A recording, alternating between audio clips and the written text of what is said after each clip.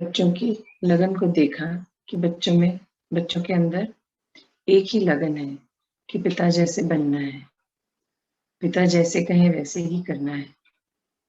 बाबा कह रहे हैं, बाबा ये देखकर बहुत खुश हैं कि बच्चों के अंदर, सभी बच्चों के अंदर एक ही लगन है कि पिता जैसे बनना है और जैसे पिता कहें वैसा ही करना है।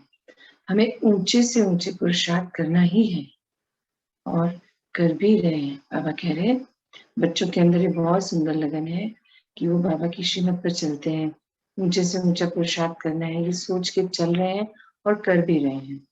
बस बच्चे, बाबा कह रहे हैं बस बच्चे अपने पुरुषार्थ को दृढ़ता पूर्वक आगे से आगे बढ़ाते रहना है। बाबा बहुत खुश हैं, बोल रहे हैं कि अपने इस पुरुषार्थ को आगे से आगे बढ़ाते रहना है, ना ही अलबेला होना है। तो याद भी दिला रहे बाबा कि अलबेले भी नहीं होना और ना ही दिल शिकस्त होना है। परिस्थितियां तो आएंगी, अलबेले हो जाते हैं हम बच्चे ना, बाबा देख रहे हैं। तो बाबा कह रहे ना ही अलबेला होना है और ना ही दिल शिकस्त। जैसे अभी भी बात हो रही थी कि कभी कभी किसी वजह से नहीं उठ पाते हैं, हो जाता है, यात्रा है ये हमारी निरंतर की, तो उसमें दिल शिकस्त नहीं होना बाबा कह रहे, और ना ही हार खानी है। मतलब ना अलबेले होना है, ना दिल शिकस्त होना, ना ही हार खानी है। बस अपने पुरुषार्थ पे जो लगन लगा रखी है करने की, उसको करते चले जाना है, क्योंकि बाबा संग है तो डरना नहीं है।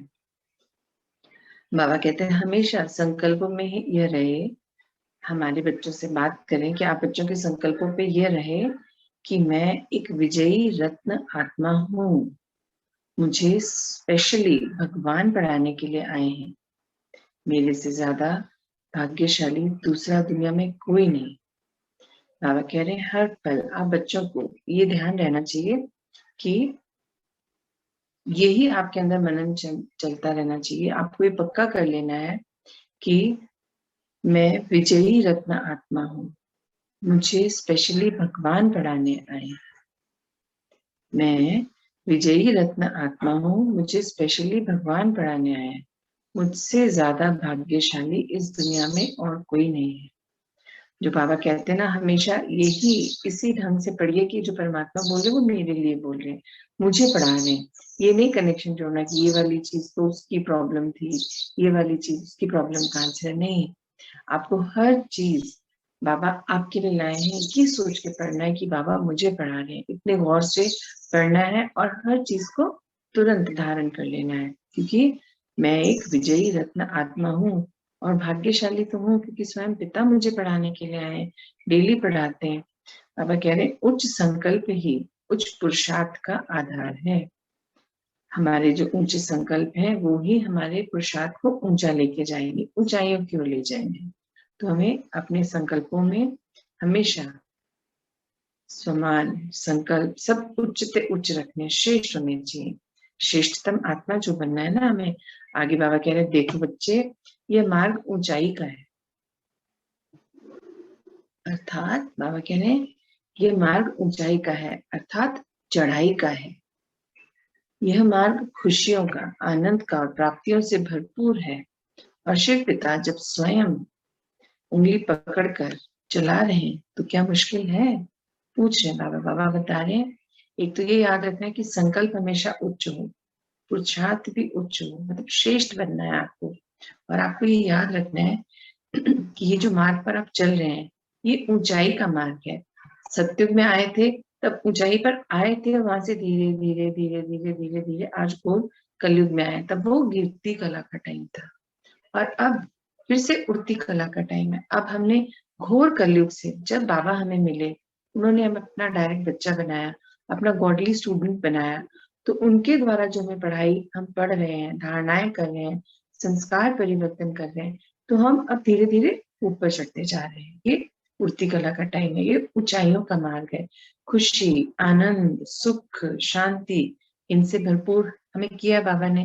तो बाबा पूछ रहे हैं कि जब आप स्वयं बाबा की उंगली पकड़कर चल रहे हैं तो क्या मुश्किल लग रहा है आपको।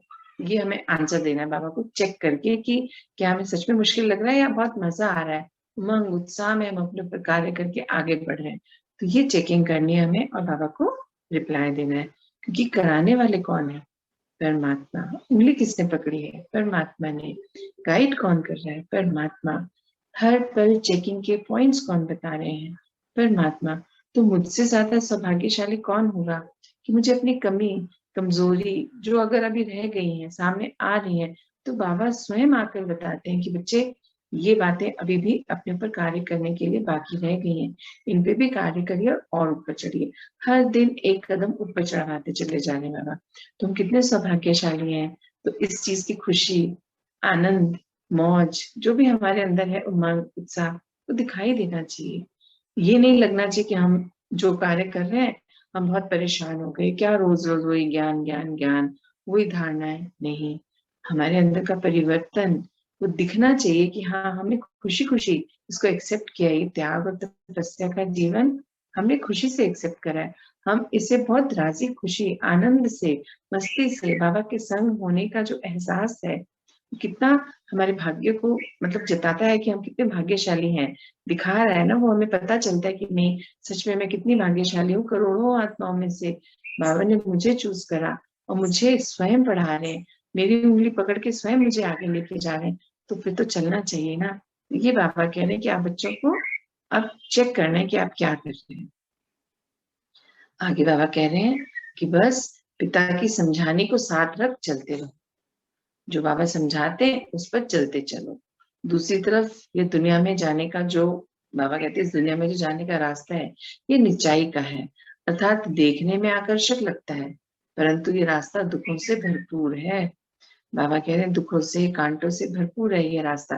क्योंकि अभी तक जो 63 जन्म थे द्वापर से लेके अब तक के, उसमें तो और ज्यादा गिरे हैं ना नीचे की ओर। तभी तो परमात्मा को ढूंढना शुरू करा था द्वापर से। सतयुग त्रेता में तो सब सुख ही सुख था, आनंद ही आनंद था, और किसी चीज की जरूरत कमी कभी महसूस ही नहीं हुई। पर द्वापर तक आते आते जब कलाएं कम होने लगी, आत्माएं बहुत ज्यादा ऊपर से आ गई नीचे, तब फिर क्या होने लगा, रास्ता कठिन लगने लगा, परमात्मा को ढूंढने लगे और मार्ग में कांटे और बुराइयां ही दिखाई देने लगी हर तरफ।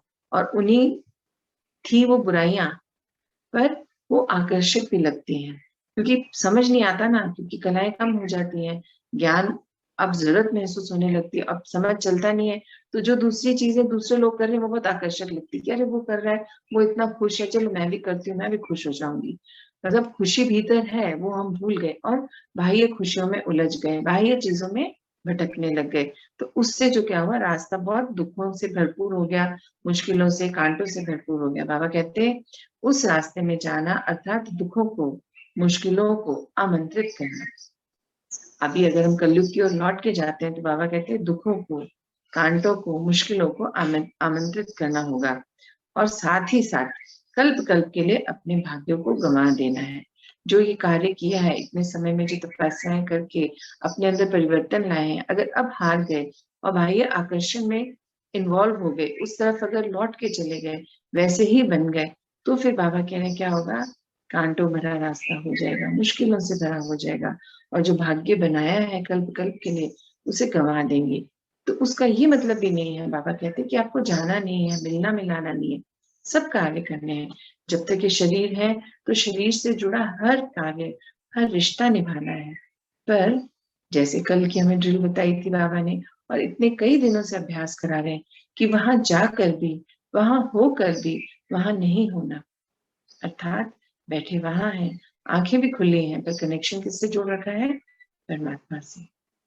तो इस कार्य का अभ्यास बहुत ज्यादा करना है, क्योंकि आने वाले समय में शायद बाबा सबको सेवाएं देंगे, बाहर जाने का मौका मिलेगा। तो वहां की प्रैक्टिस बाबा अभी दे रहे हैं कि आप बच्चों को अपने अंदर जो भी अंश मात्र भी कमियां रह गई हैं उन्हें भी दूर कर लीजिए।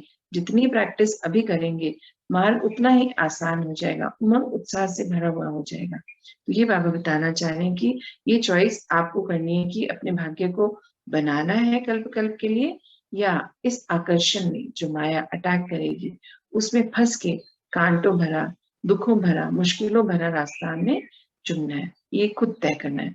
बाबा कह रहे हैं दुनियावी मार्ग जो है इस समय सभी को अपनी ओर खींच रहा है। बाबा कह रहे बाहर की जो माया है वो हर बच्चे को अपनी ओर खींच रही है। दुनियावी मार्ग मतलब माया से, आकर्षणों से भरपूर जो मार्ग है सबको खींचता है।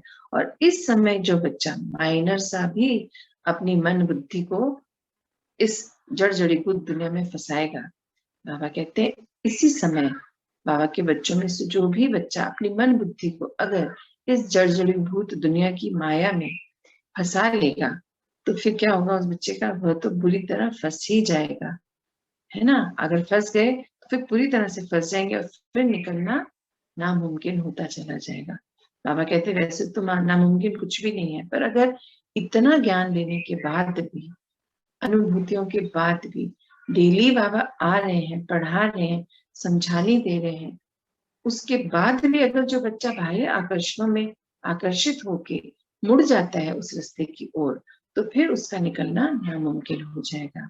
और अंत में बाबा कहते हैं इसलिए स्वयं ही स्वयं की संभाल कर अपना तन मन धन जन बुद्धि कमी कमजोरी अर्थात संकल्पों सहित शिव पिता पर समर्पित हो जाओ। बाबा कह रहे हैं अपनी संभाल तो स्वयं ही करनी पड़ेगी, अपना ध्यान स्वयं रखना पड़ेगा, सही गलत का निर्णय स्वयं लेना पड़ेगा। बता बाबा रहे हैं, समझानी बाबा दे रहे हैं, रास्ता भी बाबा दिखा रहे हैं, पर चलना, उसे समझना, बाबा की उंगली को पकड़ना, ये तो हमें करना पड़ेगा ना।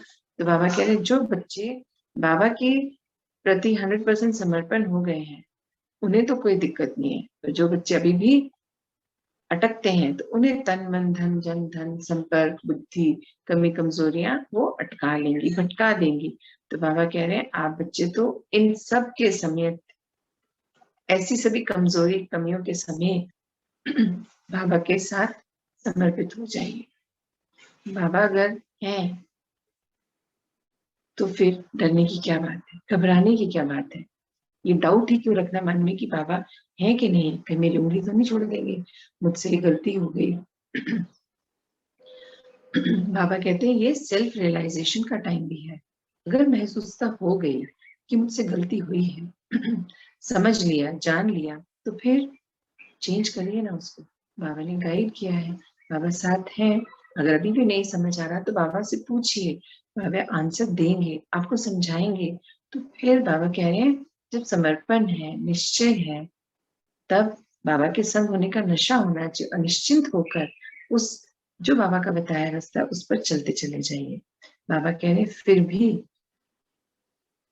बाबा के तभी आप बच्चे जो है पिता का जिम्मेवार, जब भी आप बच्चों के पिता जिम्मेदार बनकर आपकी सूक्ष्म और स्थूल इच्छाओं को पूर्ण कर आपको अपनी मंजिल तक पहुंचा पाएंगे। बाबा कह रहे हैं जब आप बच्चे 100% समर्पित हो जाएंगे, अपनी कमी कमजोरियों सहित, अपने सभी संकल्पों सहित, तन मन धन जन हर तरह की आप अपनी हर चीज से बाबा को समर्पित कर देते हैं, 100% ट्रस्ट बाबा पर कर लेते हैं जो हमें है, तभी तो हम चल रहे हैं। हमें तो बाबा बता रहे हैं कि आप बच्चों ने मुझ पर ट्रस्ट करा, चल रहे हैं। पर जो बच्चे अभी भी डाउट में हैं और कभी कभी अटक जाते हैं, तो उनको बाबा कह रहे हैं जब आपने अपनी सारी जिम्मेदारी बाबा को सौंप दी है तो निश्चिंत हो जाइए और इस चीज का नशा रखिए कि बाबा मेरे संग है। मौज उमंग के साथ आगे बढ़िए और अपनी हर इच्छा को ये मान के चलिए जब मैंने बाबा को सौंप दी तो वो पूर्ण भी होगी और मैं अपनी मंजिल तक पहुंच जाऊंगा, क्योंकि मुझे पहुंचाने वाले स्वयं परमपिता परमात्मा है। बाबा कहते हैं परंतु, फिर जो एक बात है इम्पोर्टेंट सबसे ज्यादा, परंतु पुरुषार्थ धैर्यता पूर्वक करना है, ये ध्यान आपको रखना है। बाबा कहते पुरुषार्थ आपको करना है और धैर्यता पूर्वक करना है, ये ध्यान आप लोगों को रखना है। बस शिव पिता के संग चलते चलो। बाबा कह रहे हैं बस बाबा के संग चलते चलो, फिर तो पहुंचे ही पहुंचे। बाबा कह रहे हैं आप बच्चों को यही तो ध्यान रखना है कि मेरे संग तो परमात्मा है, जब वो मेरे संग है तो मुझे डरने की, घबराने की, परेशान होने की, डाउट करने की तो कोई बात ही नहीं है। जब डाउट आया मन में अर्थात बाबा से संग छूट जाएगा। डाउट मतलब ही है कि बाबा पर निश्चय नहीं होना। स्वयं पर डाउट करना भी यही डाउट है कि मैंने डाउट रखा मतलब मेरी यात्रा वहीं कुछ पल के लिए रुक गई। डाउट नहीं रखना, हर पल स्वयं को आत्मिक स्थिति में स्थित रखना है और बाबा से कनेक्टेड रहना है। उनकी श्रीमत पर चलने का पुरुषार्थ हमें करना है, ये हमें ध्यान रखना है और वो बहुत धैर्यता पूर्वक करना है, क्योंकि अभी का जो मार्ग है बाबा कह रहे हैं बाहर माया अपनी ओर आकर्षित करेगी, बाहर के आकर्षण बढ़ेंगे, दुनिया को देख के लगेगा सब तो सही चल रहा है, सब अच्छे से कर रहे हैं, एंजॉय कर रहे हैं, मैं क्यों त्याग करूं। तो ये त्याग, अभी का त्याग, सॉरी, अभी का जो त्याग है वो आने वाले कल्प के लिए, जन्म जन्मांतरों का